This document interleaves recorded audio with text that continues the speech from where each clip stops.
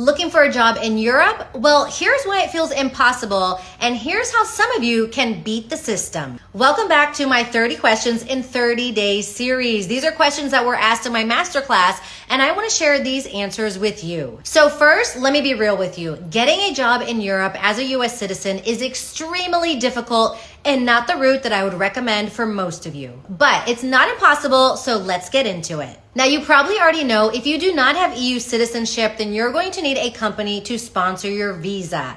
And that is no easy feat. Why? Because of something called the labor market test. This means that a company basically has to prove that there is nobody in country or in the whole EU that can do the job before hiring you. It's how Europe protects its local labor. But here's the good news. Some countries make it easier to hire highly qualified talent or people who can fill labor shortage gaps. These fast-track work permits exist because certain roles are very hard to fill. Think tech, finance, managerial roles, engineering. Countries like the UK, Ireland, Denmark, the Netherlands, Spain, and France are just some of the European countries that have these types of visas. And get this, I actually got hired in Spain on a highly qualified workers visa for a social media role. So actually, it's not all tech and finance. I've actually seen everything from choreographers to carpenters on the shortage list for countries like the UK and Denmark. The roles that these countries need to fill are always changing. So here's what you need to do to give yourself the best shot of beating the system and getting hired. Number one is to target the countries that have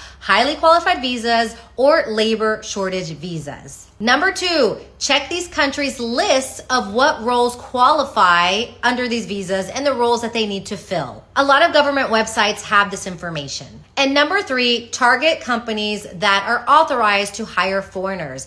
This information as well is often listed on government websites.